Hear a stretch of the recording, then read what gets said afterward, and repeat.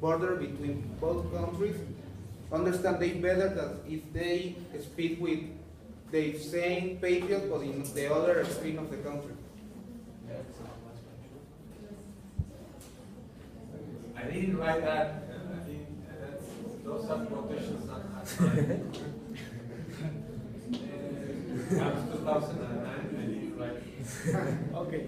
So check the reference, please. Go on.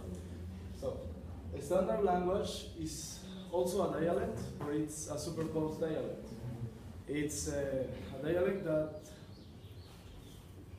is in a bigger area, that gets more people, and it is diplomatic, and is usually printed and taught to non-speakers. Non-natives. Non-native speakers. So, the standard English is not more correct, it's just more appropriate. Excellent. It is considered by educated people to be more beautiful, nice. Yeah. But it is more nice. nice. Yeah. But it is not correct. Or nicer. Nice. It affects a lot of people, and it's superposed. Imposed over regional dialects means superposed. So the standard is the standardization of the general dialect to get a standard for the language. Really repetitive. But it is No, not repetitive, it's fine. and it is the one that educators and educated people use, but it also uses slang, and it swears a lot, just like some other dialects.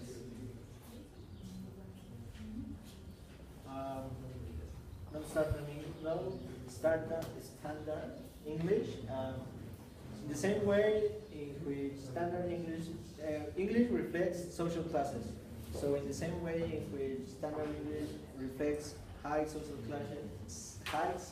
classes, non-standard English reflects the underprivileged and the low status groups. Well, people think that, and some people think in the same way that it is only wrong, or it is for people lazy. In the same way, like my buddy said, that standard English is used by academics and people that they think are like experts. In the same way, non-standard people think it's used by ignorance. But this is wrong because we will think that all the people in America or in all the countries that have as mother tongue English they will be wrong. So that's that one.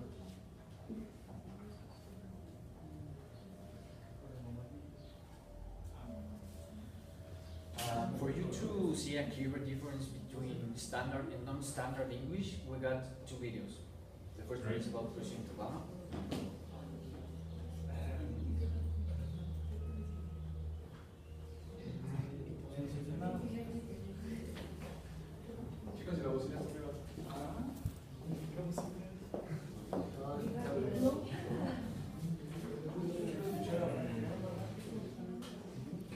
Creo que nadie tiene entrada de esta madre. Creo que nadie tiene entrada para esta computadora. A ver, ¿cuál es? Es creo. Es esta, el azul. Sí, ahí está, está. Ah, huevo. Sí, solo hay que quitarle la foto. Ya lo hicimos.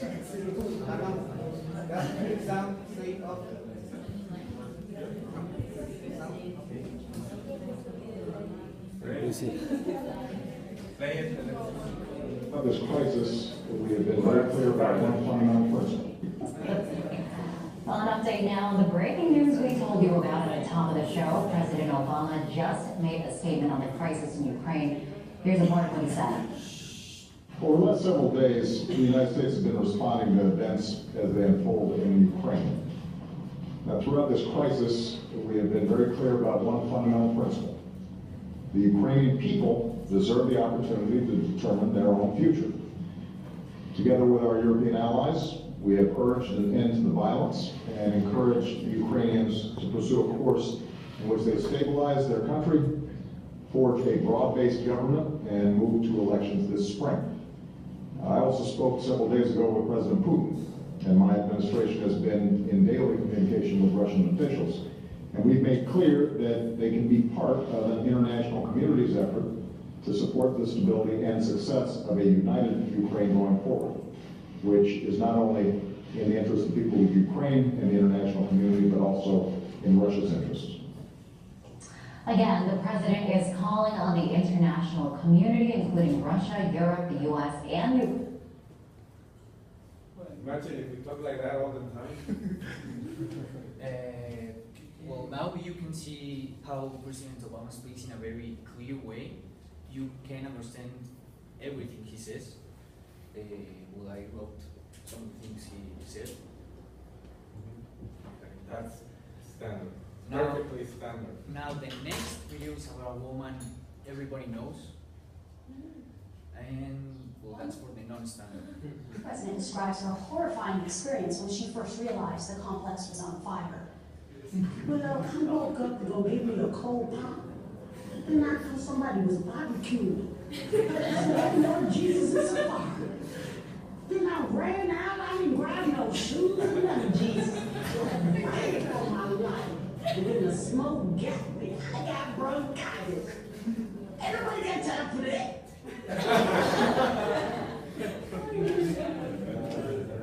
Imagine if we talk like that all the time. And you could understand that some of the things that woman said using the non-standard English. Sure.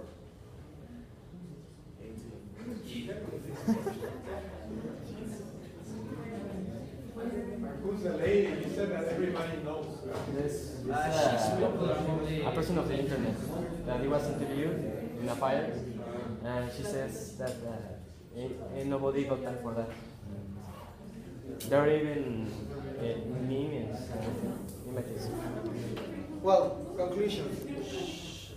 The conclusions are personal, and for me, the language is more a social thing than linguistic thing, because maybe we can understand between us in this classroom, but that doesn't mean that we are from the same country or from the same place. We can be from different places of the world, and we can still understand each other. Well, my conclusion, as I said before, is that standardization is good. Just as in computers, when the Germans had to standardize all of their computers to be able to communicate in German with the assets and all of those things, standardization affects everybody, and it's a good step. It's nice. My conclusion of non-standard is that non-standard is not wrong, just a different way to speak English. My conclusion was you can say either standard or non-standard are correct or wrong ways of speaking. Just is a different way in which people from different places, even in the same country, can speak. Great. Thank you very much.